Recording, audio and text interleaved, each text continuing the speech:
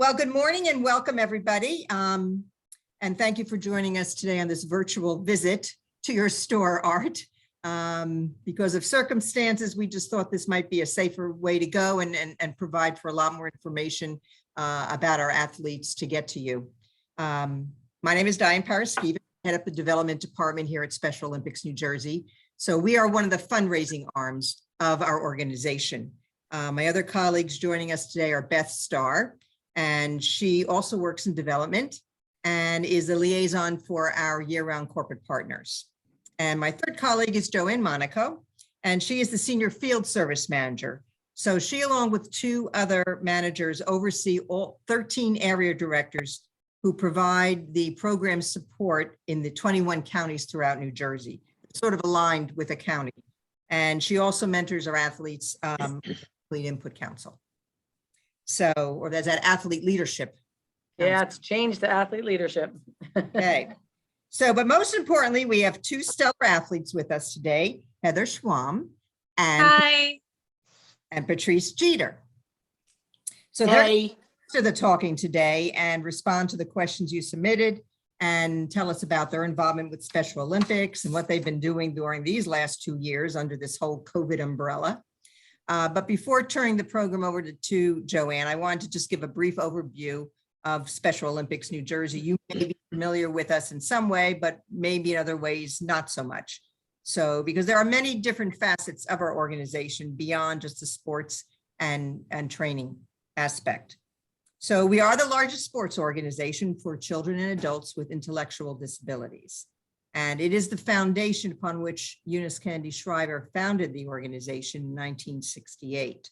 So participation can begin at 2, and they can go into what we call our Young Athletes program. And in this program, they learn sport, they're taught sport development. And then when they reach age 8, that's when they can begin competing and training, and they can choose an individual sport or they can choose a team sport.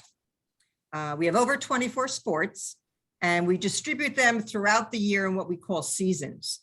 So, and then they culminate in what we call a state game. So you'll have a winter game, and that'll be all the typical winter sports you can think of, skiing, but it also includes floor hockey and volleyball. Then we have a spring season, that's basketball, which is huge, and bowling, which is also very big. Then summer games, and that's what most people think of when they think of Special Olympics, because they generally are our bigger games. And that's your track and field, your swimming, your tennis, your softball, your bocce. I know I'm missing a few here, but that'll give you a little bit of an idea of what summer games is like. And then fall, which is soccer and equestrian and golf. Soccer is also another big sport of ours. So an athlete can compete in 1 or 2 or 3 sports, and you're going to learn more about how our athletes today and what they compete in do compete in more than 1 sport. But besides offering sports, we also provide other initiatives that kind of complement their sports training. We have a Healthy Communities program, and this provides health screenings for our athletes. This is a grossly underserved population. Many have a very difficult time just trying to find a doctor to treat them for some very simple and minor medical needs. So we are using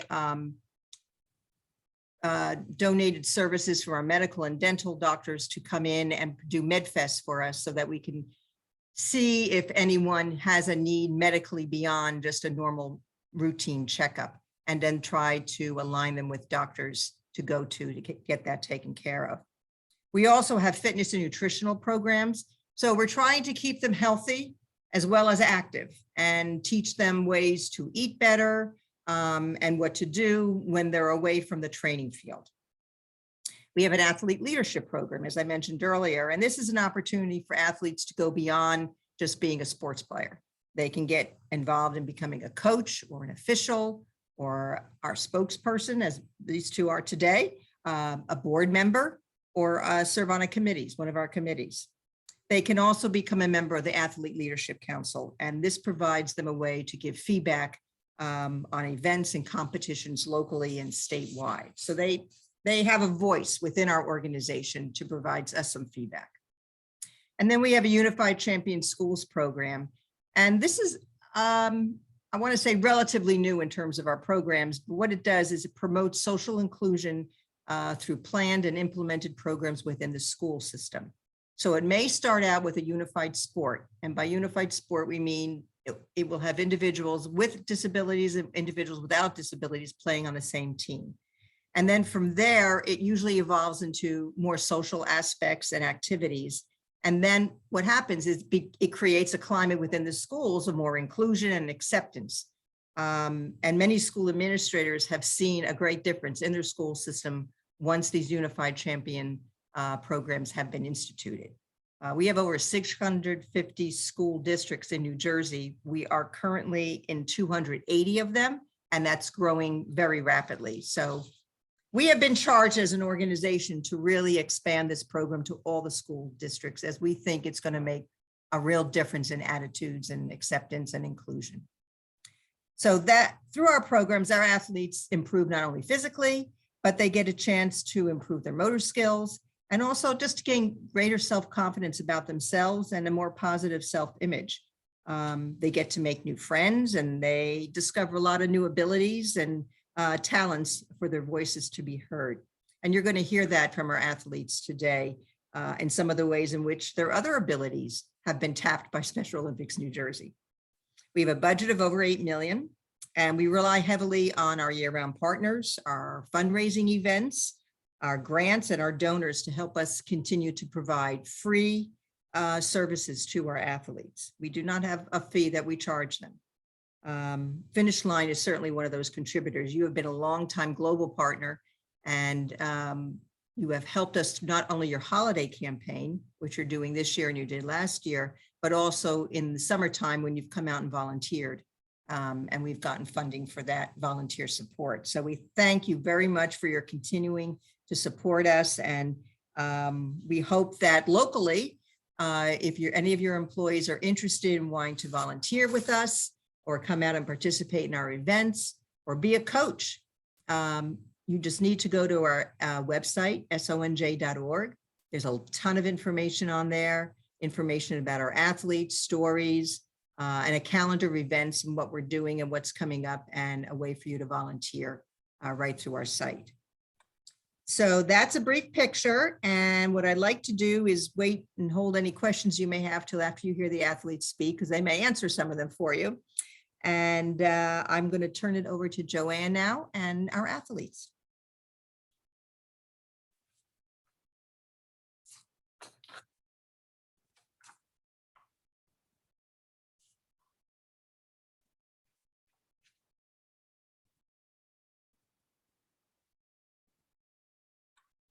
Miss Joanne, I think you're on mute.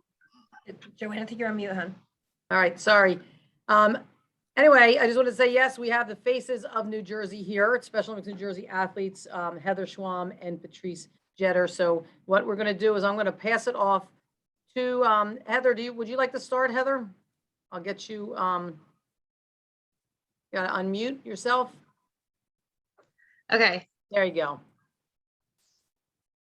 Heather, take it away. Hi, I'm Heather. Nice to meet you. I've been with Special Olympics.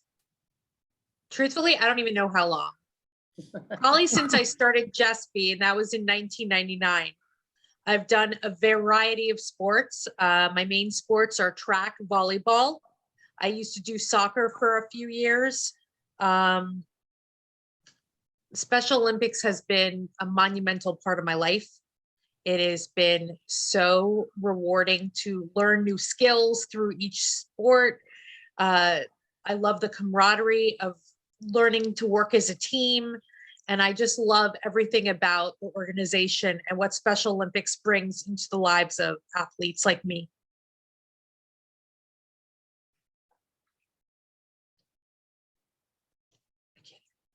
Muted again. You also did you also do tennis and did tennis for a little while? I did tennis for a little while, yes. Yeah. I forgot about that. I apologize. Yes, I did tennis for a little bit, soccer, and currently I do track and volleyball. Now, can you tell a little bit about your experience in July for the tryout camp and what that meant to you? That meant everything to me. I've never thought that I would get such an honor and an opportunity to try out for Team New Jersey. Unfortunately, I did not make the team, but I'm always looking for ways like this to still be a part of Special Olympics and make a difference and bring awareness to my fellow athletes as well as the community. So just to let you know that we have, it was a qualifying year for us going into the 2022 USA Games that are being held in Orlando, Florida. And in July, we had, in one day, we did 14 different sports that tried out athletes. So we had over 300 or over 500 athletes that tried out for the 14 sports that are going down there. And you were track and field, correct? Heather, you did track and field? Yep. Yes.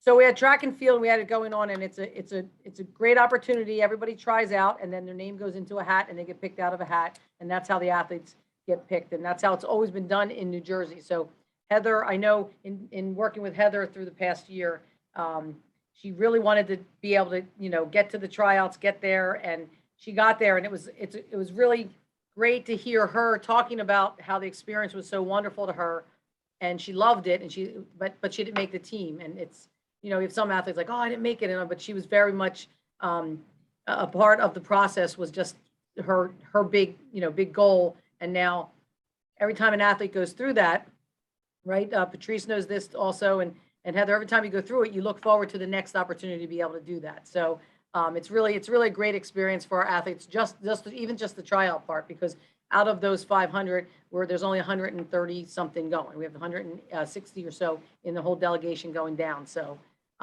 that's a great experience for everybody, and that's one of the things that Heather got to experience.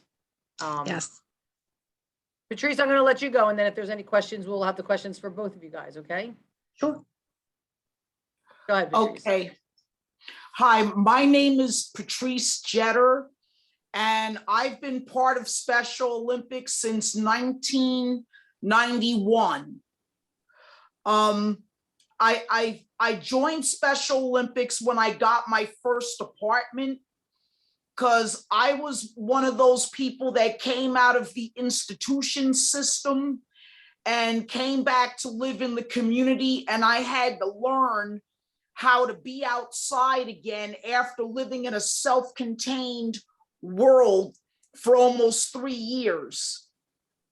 When I first told my family I wanted to do Special Olympics, they said that Special Olympics is for people with Down syndrome, and you don't have that. That was the stereotype of image of Special Olympics. But I met my first coach, Elizabeth LaGrua, when I was doing gymnastics, and I had aged out of the YWCA program. And I was really proud of myself, because nobody laughs at anyone. Everyone is very supportive. And I was actually winning medals. And that was a major accomplishment, because I had never really won anything, especially not doing sports. I also not only did gymnastics, I also, when I did rhythmic gymnastics, because I love music and dancing, and I got excellent rhythm, and I love that sort of thing. And it branched on to other things, and I learned I can do more stuff. So now I do bowling, bocce, figure skating. I actually skate better than I'll walk. It's one of them unexplained phenomenons. You just go with it. I also did alpine skiing, and I found ways of cheering up my friends and doing things to make them laugh.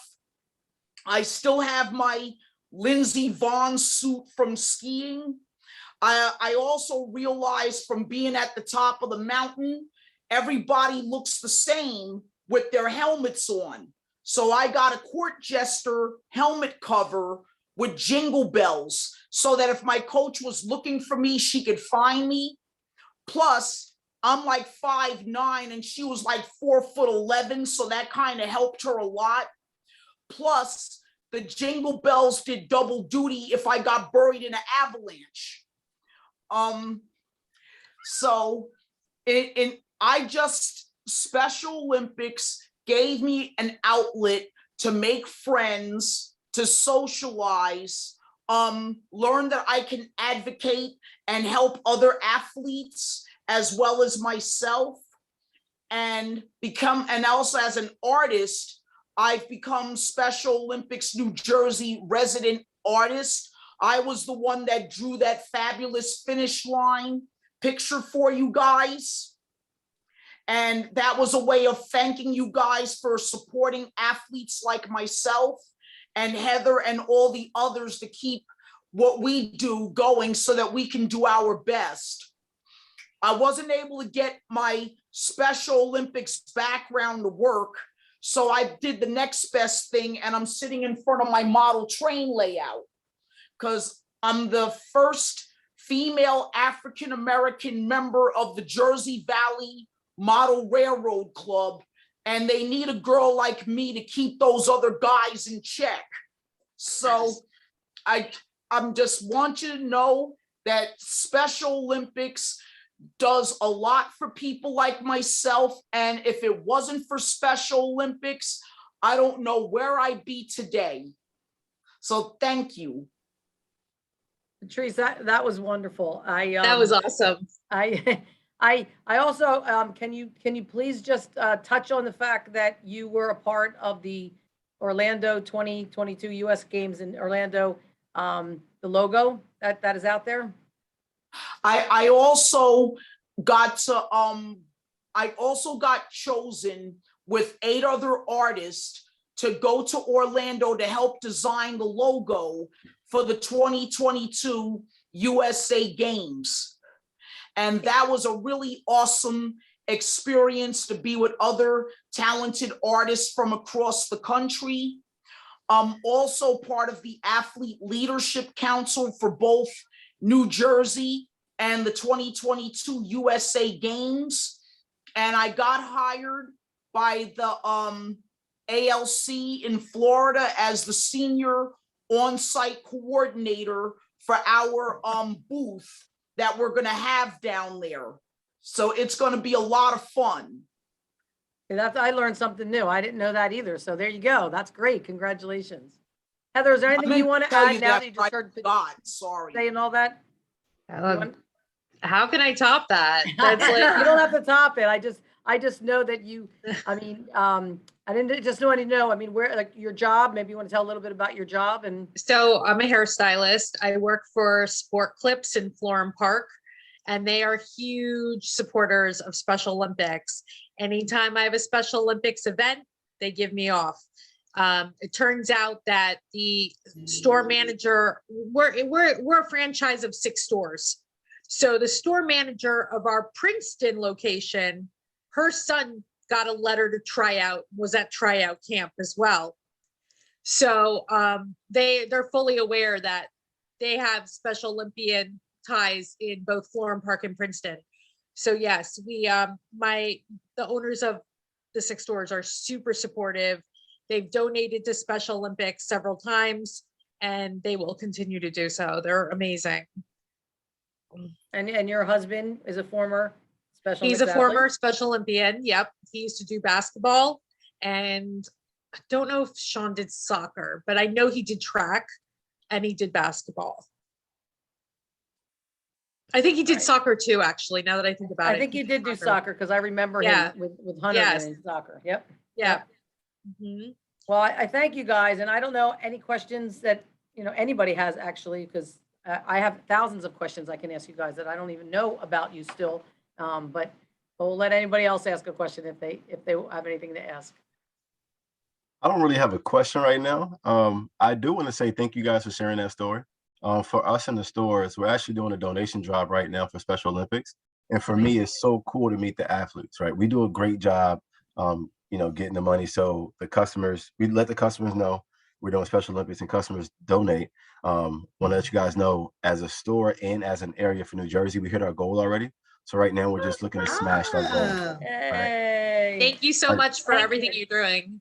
No That's great. problem. Our drive ends January 2nd, and we got about a month just to put more money in the bank. So, like I said, for me, it's a pleasure to be on the call right now to meet you two lovely ladies. The stories are very, very inspiring. And for me, like I said, I never met, I wouldn't say I never met because I worked at, some volunteer events, but just to have a conversation with you two guys again, I really appreciate you guys having me on the call, and keep going. Good luck with everything you guys do.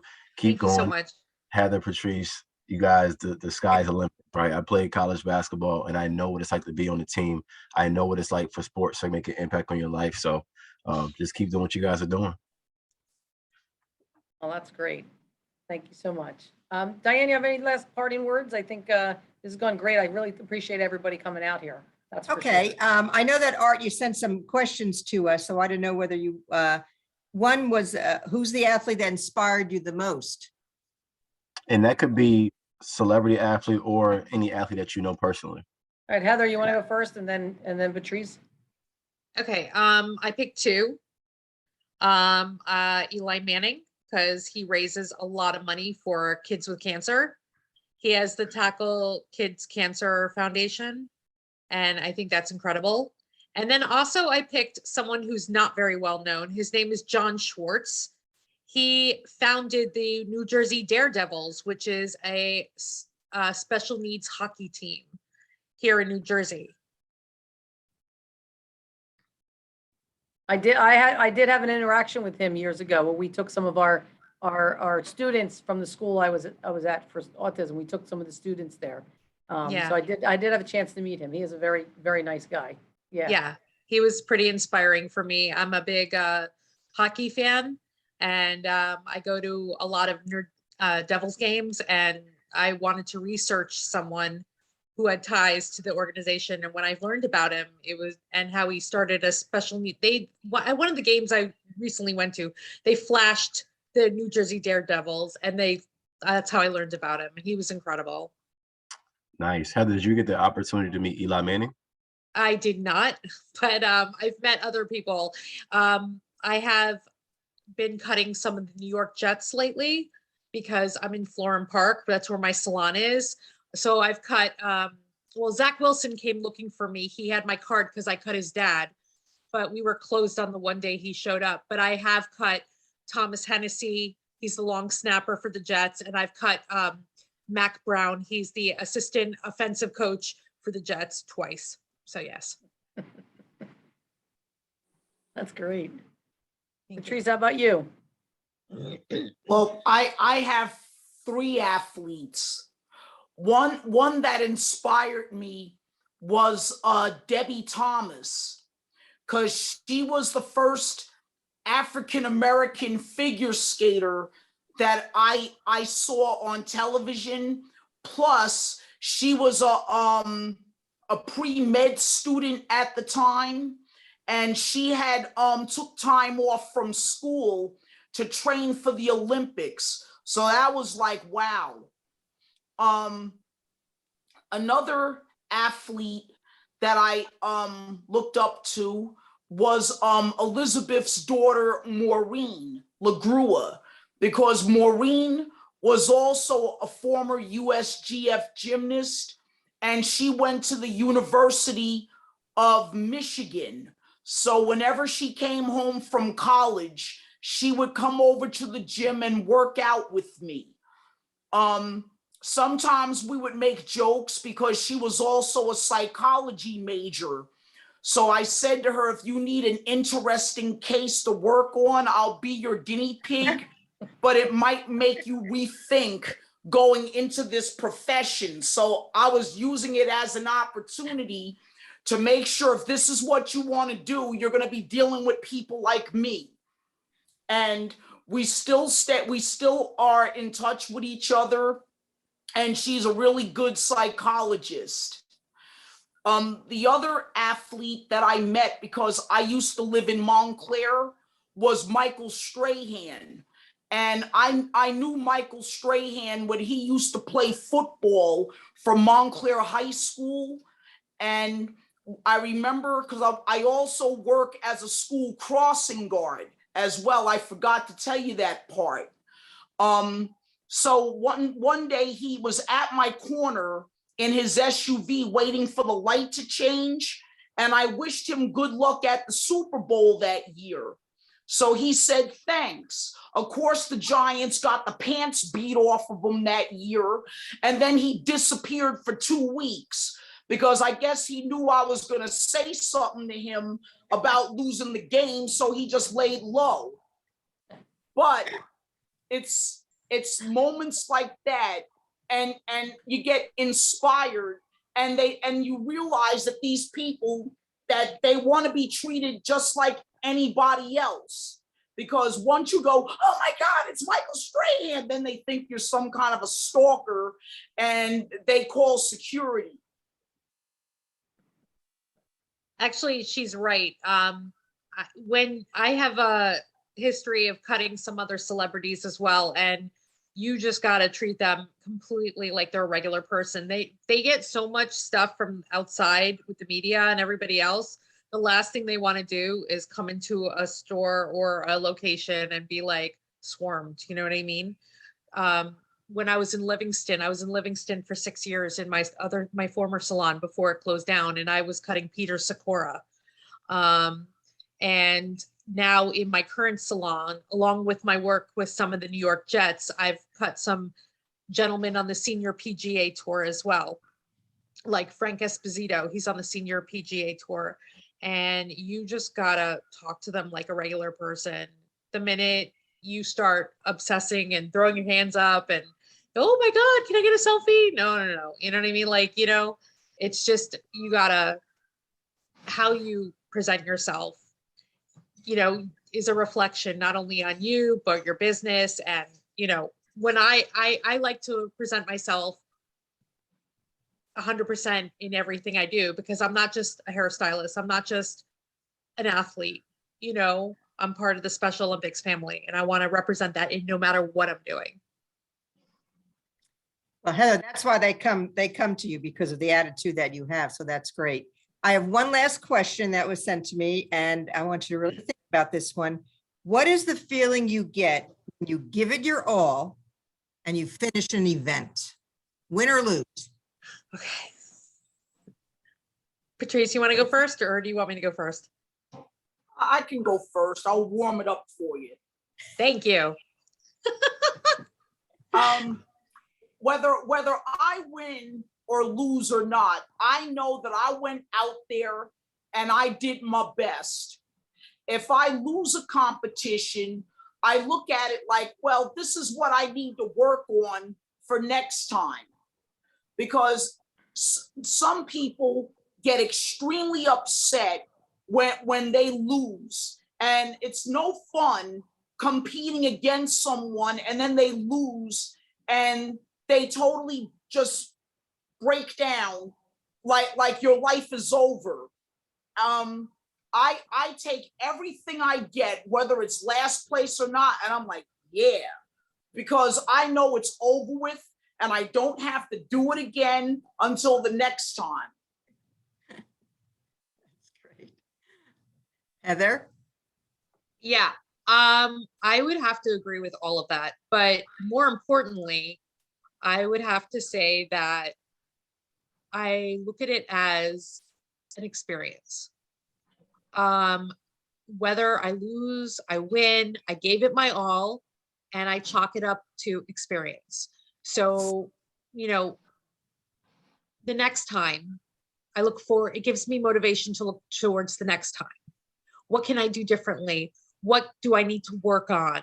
I'll ask feedback from my coaches. I'll ask feedback from, what do you think? Give me some pointers. How can I better myself? And see what I can do to improve. Or maybe it's just circumstantial. What it could just been not my time, or it is my time.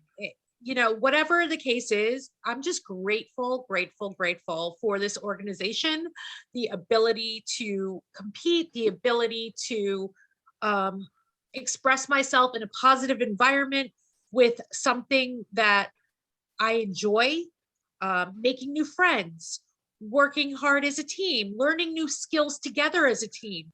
It's just an incredible opportunity. And I'm so grateful to everybody at SONJ and, you know, just the privilege of being a part of such a wonderful organization. Well, thank you both for those outstanding words. And I know I can speak for Joanne and Beth that just by working here, Art, at Special Olympics New Jersey, we learn from the athletes every single day. And it's just an absolute pleasure for us to be able to do for them, because they give us so much back in return. And we are very appreciative that you were on the call today. And you got a chance to meet our athletes and learn as well. And if you don't have any other questions or anything else, we will say goodbye. But we will certainly send this recording to you so you can share the wisdom that you heard today from both of these athletes. Absolutely. One last thing from me. Okay. I'm sitting here thinking this is the highlight of my day, right? You three, Diane, Beth, and Joanne, you guys are fortunate enough to work with them every day. For me, just having this quick 30, 45-minute call just changed my perspective on a lot of things, right? Just being grateful for the moment, not really worrying about what's the outside noise and just doing what you have to do, right? Give it your all. Know you put your best foot forward every day, because in business, we're not really playing a game, but at the same time, we're competing to, you know, have a successful business. So it's the same kind of mindset. So again, you guys have inspired me. And I can't say enough. Thank you for having me on the call, and thank you for sharing your inspiring stories. And you guys have an awesome day. Okay, you too. You too. Thank you so Thank much. you. You too, Art. Yep. Thank you. Bye-bye. Bye-bye.